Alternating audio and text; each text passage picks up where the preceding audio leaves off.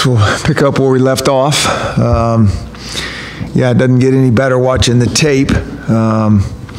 You know, we're all just really, really disappointed that we didn't play to our capabilities. I think that's the thing that we all, you know, as coaches, that's the only thing that you're trying to do, is you're trying to get the potential out of your team and always play and coach towards our potential. And, you know, for whatever reason, that just didn't happen. Now, I will say this, you know, I think Arizona State did a great job, and, you know, I knew going in that was, you know, a scary team, that they have some really good players, and they're doing some good things, and they had a bye in front of us, and being able to really put their best foot forward playing us, and they did. And so credit to those guys. And but you know, sometimes you got to take a step back to move forward.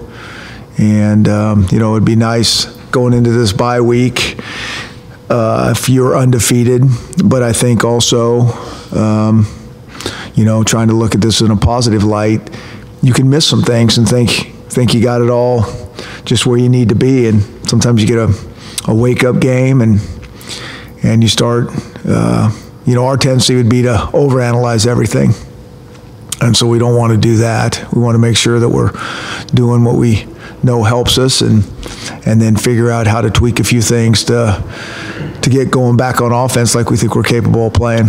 After a game like that, does it feel like a good time for the bye? Would you prefer to get right back out there and get going Saturday? What's your... Both of that. For sure, when you don't play well, you want to get right back out there. For sure. This is painful. This is a painful 2 weeks, without question. I mean, I think everybody in the building be like, can we please just go back out there and try to play better? You know, certainly on offense. But it's also right in the middle of the season, and a good time to really get a chance to look at ourselves and our tendencies and figure out, you know, what we need to change and tweak and clean up, and what we like about what we're doing, and go from there. So it's both. Chris, if Trey were to miss extended time, did you like what you saw from Andrew at left tackle, or do you like him better as that swing guy? Is that one of the things you're looking at this week? Andrews, we kind of called him the fireman even since last year. I mean, we haven't played him at center, we played him at all the positions, and that's what he's been doing even in practice and all that. And so he's played a lot for us, and he's gonna have to play a lot more for us too, because Trey will be out. You know, he hurt his knee, he'll be done for the season. And obviously so will Jordan Miller. Sometimes these things run in spurts. It's interesting because Jordan has the same injury, the exact same one as David Ajamu and Chico McClatcher. And so, you know, it's tough. You feel bad for those guys, and plus they're good players, and feel bad for the team. But next man up. This is how it goes, and our team knows that, and we talk about it ad nauseum early in the season. You just don't know when it's going to hit, but it is what it is. Chris, what did you know about your team after this loss? I mean, the mood in the locker room, the kids. Yeah, no idea. We got to go play, you know, to see what we learned. We got good kids and all that stuff, but, you know, we're analyzing, you know, what we can do as coaches to help certainly put them in better positions to make plays. But what we learned, we won't know until we go play again, for sure. Pete, when Trey went out, how much did you notice you kind of dropped in communication? I don't necessarily think that as much as I do think that it had an effect for a minute on the offensive line and our guys, you know, looking around thinking, you know, where'd he go? And he's been out there for a lot of snaps. There was not just that, Trey, for whatever reason, there was kind of a strange energy, in my opinion, you know, to start even the game with our guys. And it's not from lack of knowing what we are going into or anything like that. It's that thing that, you know, these games are so emotional, and every weekend is different. And, you know, I think some of the guys even felt that. And then we get off to a really, you know, poor start offensively and don't get anything going. And we get, you know, Trey hurt. I mean, all those things, I don't know. It was a little bit different. Did you tinker with the idea of before, the second field goal miss, on 4th and 1 from the 3, the idea of just going for it? Right? No, I really wanted to make a field goal. I really wanted to make a field goal. That whole thing is obviously really frustrating, first and foremost to our kickers, let alone to our team and everybody else. And it's frustrating because if you watch them in practice, they would never miss those. I mean, it's not even kind of like, it's like clockwork. And then for whatever reason, we get in the game and changes a little bit. So we're back to work. And back to his same question last week, you mentioned just going out and giving the kids a chance to compete. I mean, I assume that's the same plan. Yeah, I mean, there's no question. I mean, we'll take a closer look and see, how to help them, and if it's a technique thing, which I think it's more of the mental thing than a technique thing, because if they just trust their technique and focus on that, they're going to be fine most of the time. But yeah. During the season, Chris, who's been involved in that kicking competition? Well, it's really been Van and Tristan for the most part.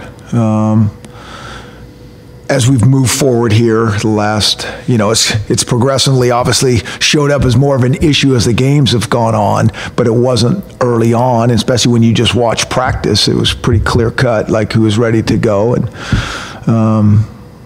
so here we are. So to be clear, right now you see Andrew as Trey's replacement, or are you kind of opening? Yeah, we have a couple different combinations, but he's the guy that's taken he's taken a lot of reps on both sides of the line, and so we got to kind of hone him in a little bit more. And he and probably Luke Wattenberg will take some reps there, and try to figure that out there. Coach, you lost a home game last year and still ended up making the playoffs. This year, an earlier loss on the road. Do you even talk to the guys about goals and potential chances to make the playoffs? And what is your feeling about your chances at this point? We don't talk about that during the season at all. That has nothing to do with nothing. Just like rankings don't and all that. I mean, all we're trying to do is get better and figure out a way to be UCLA. There's no point in talking about that. They get it. Like little kids at 6 years old get that you don't need to even have a scoreboard, because they're going to keep scoring their head. So our guys get what the goal is. But we don't focus on that. That's the wrong thing to focus on. Focus on is like how to score touchdowns and make field goals, and so there's no. We talk about what a joke it is to talk about that right now. That's the conversations we have. No point in it. That's the focus. Do you expect any extra intensity, extra reps going on? I will say this. These kids practice their tail off. We don't go out there and have a problem like practicing hard and not being focused and not caring about what's going on. But do we need to get better? And do we need to? Yeah, and I think that starts with us as coaches. Like, what do we emphasize here? This is the good thing about a bye right now, is that's what all the coaches are doing right now. I mean, they are combing the tapes of ourselves and trying to, figure out how we help our kids with tendencies and deficiencies that we might not have noticed, being mired in the minutia of everything, to try to step back and look at this and tweak a few things that can help us.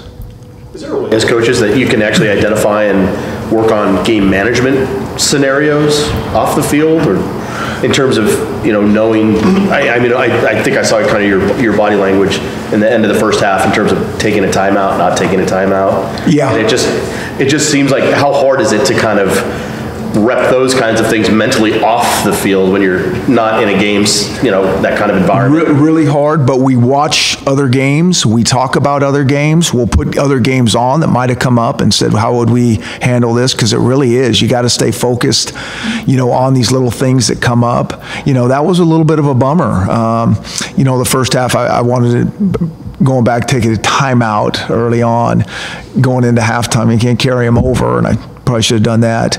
But then the other thing is we hurt ourselves taking that second half, taking a couple timeouts. That's when you like to save them in that second half, when it's, you never know how the end of the game's going to be, and that catches you. But sometimes you got to use them. You're not dialed, and on, play clock's running down, you got a wrong play. We just don't try to eliminate those negatives as much as we can. But it is hard to, recreate the, we do a 2-minute drill a lot. So we get that, and we pay attention to those things. But other things will come up in terms of game management, and if somebody sees it, we try to talk about it and bring it in. So we're kind of on it. So you're technically down 2 starting corners going back to Byron's injury now. Yeah. And you got Austin out there for Byron. What's the kind of early plan? Yeah, and so, the good thing is we've been playing, all those freshmen, those 3 freshman DBs.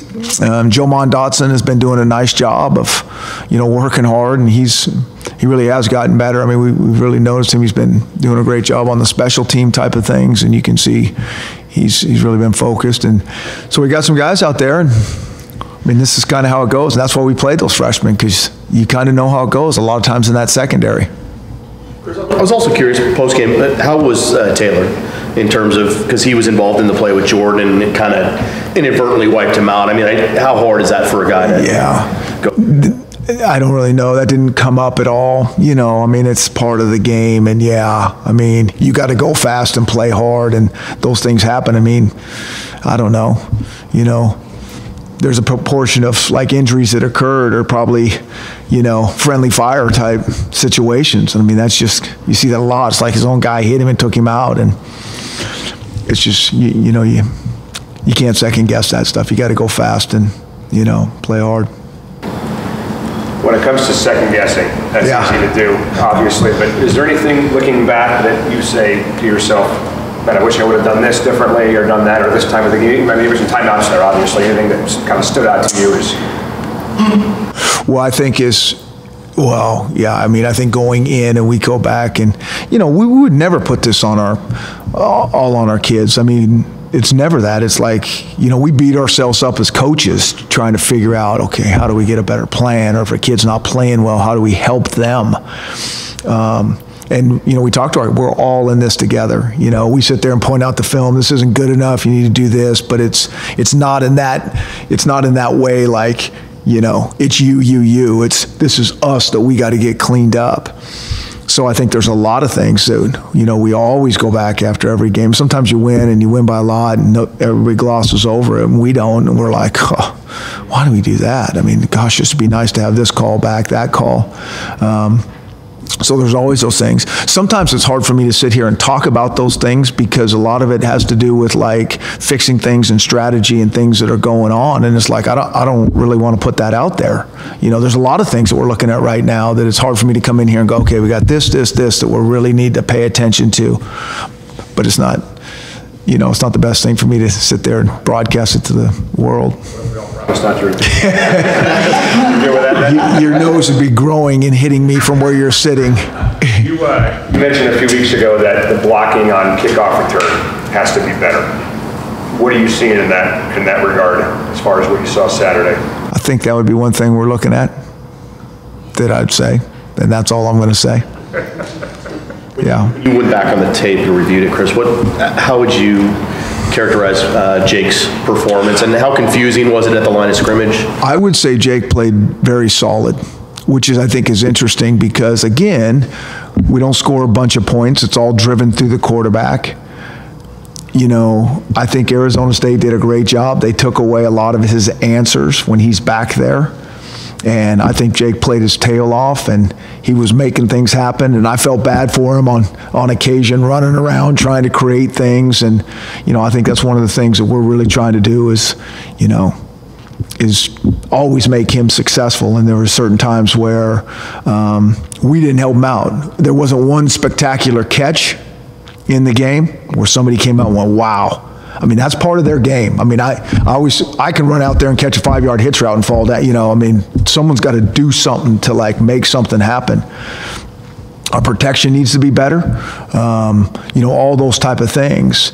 And then they did a nice job covering us on some things, and he didn't, and that's where he's got to kind of create some things. And so the combination of that, he threw some nice balls in there that we didn't make plays on, that somebody's got to make a play. I mean, there might have been a little bit of a tough catch, but it's still, we got to make the play. Saying your critique of the receivers, does that mean getting that second receiver to really step up? Is that becoming more critical? It's all of the receivers, you know. I mean, and maybe we got to give these other guys more chances than we've given them. You know, those are all the things that we're paying attention to. And it's not just like, hey, receivers, you got, you know, it's like maybe we got to put them in a position to, you know, we're not going to Dante as much, and he's still going to get his balls and all those type of things. Jake talked to us after the game. He was noticeably angry, more vocal than we've seen him for a long time. Was he like that in the locker room after the game? Did he try to get people fired up and something like that? I mean, Jake's as competitive as they come. I mean, what you see is what you get. I mean, he's not going to stomp around there and go say, get in a bunch of guys' face, but people know how it is. I mean, Jake's just a real, I mean, he's just honest and a realist. I mean, we were all about as mad as we could possibly be. I mean, you kidding me? We go out there and score 7 points. I mean, there's not a person on offense that has anything to do with this, even kind of happy with that. I mean, he's just speaking his mind and being honest. You said last week, and some of your coaches, ASU and some other teams coming off buys, it's harder for you guys because you're game planning for a team that's had an extra week to prepare for you. Now that you're going into your bye week, is there going to be a lot that's UCLA specific, or is it mostly just addressing yourselves and getting back to the game? It's always a combination of those two things. You know, you always got to start with yourselves for sure. I mean, if you can't take care of yourself, it doesn't matter what you're putting in the game plan. So it's definitely a combination, and you get a little bit of a head start looking at some of the things that they do. But for us, I mean, it just always has to be about us. You know, they're going to come out with a different game plan than we think half the time anyway. So it's like we just have to know what we're doing when they come out with something different, or they do what they've been doing. We're just always trying to be ready to adapt and adjust, and sometimes we're better than, you know, some weekends we're better than others at that. What was your reaction to the 12:30 start for UCLA?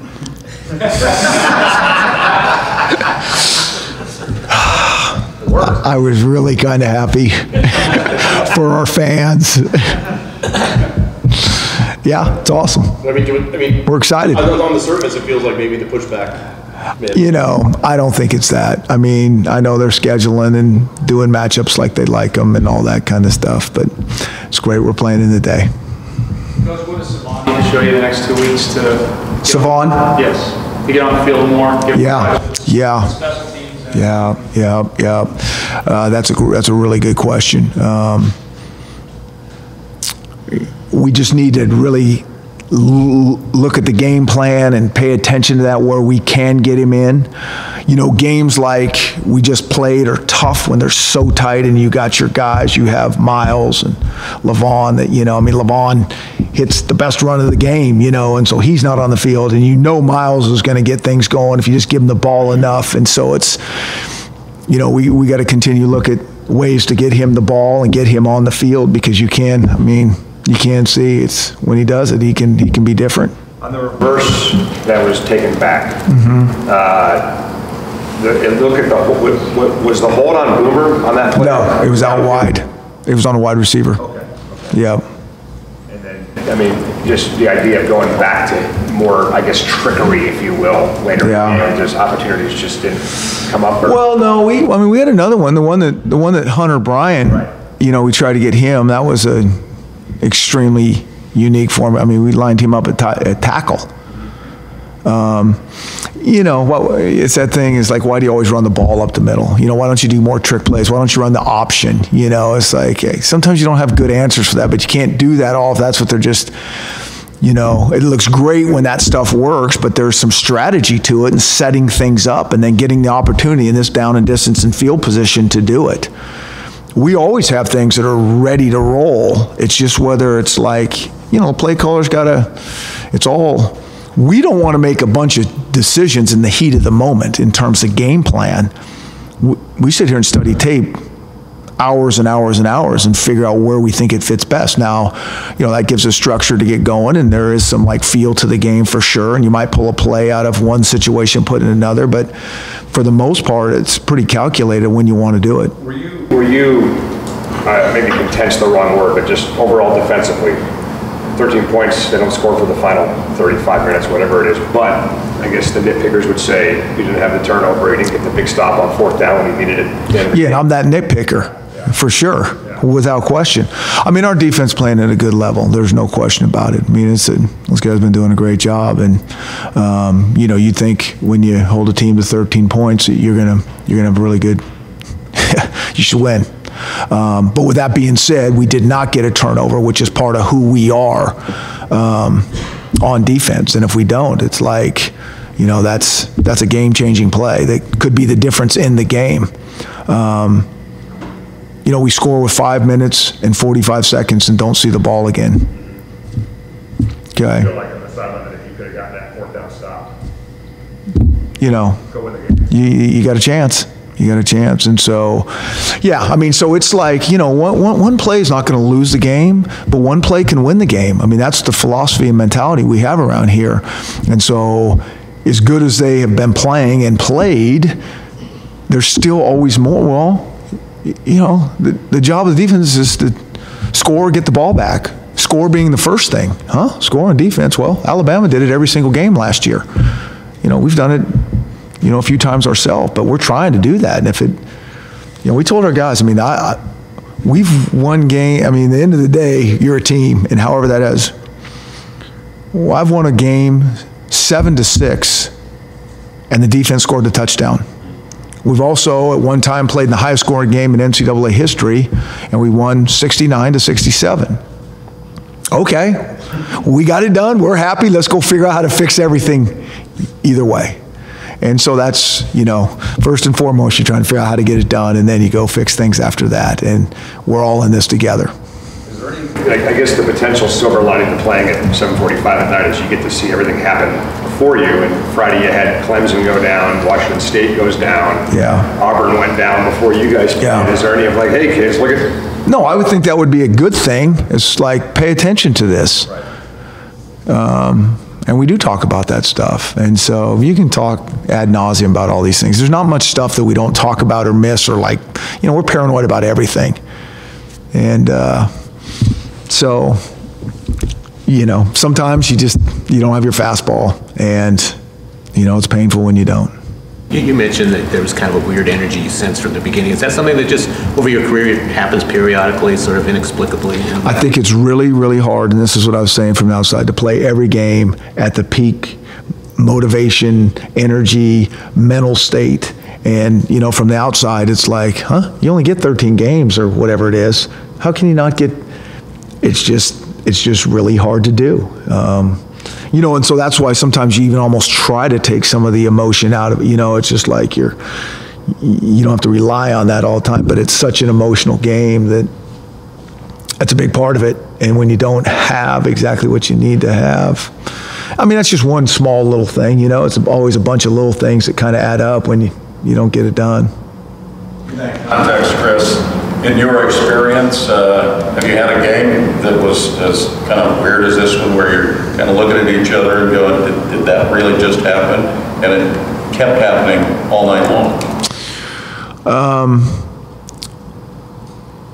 I've been in a lot of games where weird stuff would happen, but it was more so just like not being able to get anything going, and maybe that's what you're talking about, like that feeling. I really thought when Savon hit the reverse, it was like we just needed something to happen good, and that would, you know, that creates that momentum and those type of things that we're kind of talking about. I mean, that's such a big part of the game, and so it comes back and we drive down again, and then we miss, you know, a short field goal that, you know, would have been something. It wasn't like scoring that touchdown, but it would have been something. You know, field goals are like something. You're just kind of chipping away, and it gives you something. Nobody feels great about running off the field unless it's the game-winning field goal or something like that. Yeah. So, you know, it was definitely one of those games that you're not gonna forget and go. You know, I think it keeps you. I think, you know, as a coach, like, you always feel like that stuff could happen.